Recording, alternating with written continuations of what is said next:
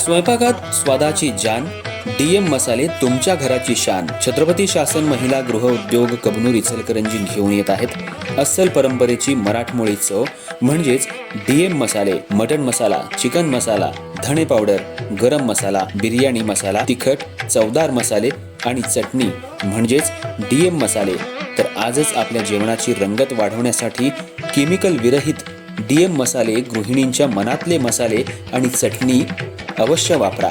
DM मसाले महिला बचत गटाद्वारे करणारे स्वच्छ माफक दरामध्ये म्हणजेच डीएम मसाले.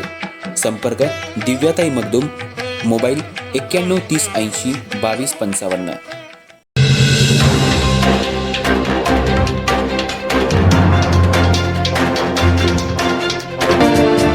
नुकत्याच संपलेल्या 2025-26 या आर्थिक वर्षात सभासद, ठेवीदार, कर्जदार आणि ग्राहकांचं बहुमूल्य सहकार्य आणि विश्वासामुळे आर्थिक टंचाईच्या काळातही बँकेचा मार्च 2026 अखेर एकूण व्यवसाय 4,869 कोटी रुपये इतका झाला. त्यामध्ये 2,975 कोटी ठेवी आणि 1,894 कोटींच्या कर्जाचा समावेश आहे. बँकेचं भागभांडवल 81 कोटी इतकं झालं असून आर्थिक तरतुदीपूर्वीचा नफा 50.25 कोटी इतका झालाय. शिवाय बँकेचं निव्वळ NPAचं प्रमाण 1.91% इतकं राहिलं असल्याची माहिती कल्लाप्पण्णा आवाडे इचलकरंजी जनता सहकारी मल्टीस्टेट शेड्यूल बँकेचे चेअरमन स्वप्नील आवाडे यांनी पत्रकार परिषदेत दिली. माजी खासदार आणि बँकेचे संस्थापक चेअरमन कल्लाप्पण्णा आवाडे आणि माजी आमदार प्रकाश आवाडे यांच्या अनमोल मार्गदर्शनामुळे बँक आज प्रेरणादायी प्रगती करत असल्याचं सांगत चेअरमन स्वप्नील आवाडे यांनी सांगितलं, बँकांमधील व्याजदरातील तीव्र स्पर्धा, नैसर्गिक आपत्ती, भौगोलिक राजकीय अस्थिरता आणि तत्सम अनेक कारणांनी उद्योग, व्यापार, सेवांमध्ये मंदी सदृश्य परिस्थिती निर्माण झाली होती. तर रिझर्व्ह बँकेनं गत आर्थिक वर्षात सुरुवातीलाच रेपो रेट कमी केल्यामुळं ठेवी संकलित करणं आणि बँकांचं ठेवीचं प्रमाण अपेक्षित राखण्यासाठी सर्वच बँकांनी कर्जावरील व्याजदर कमी केले, पण त्या प्रमाणात ठेवीचे व्याज कमी केले नाहीत.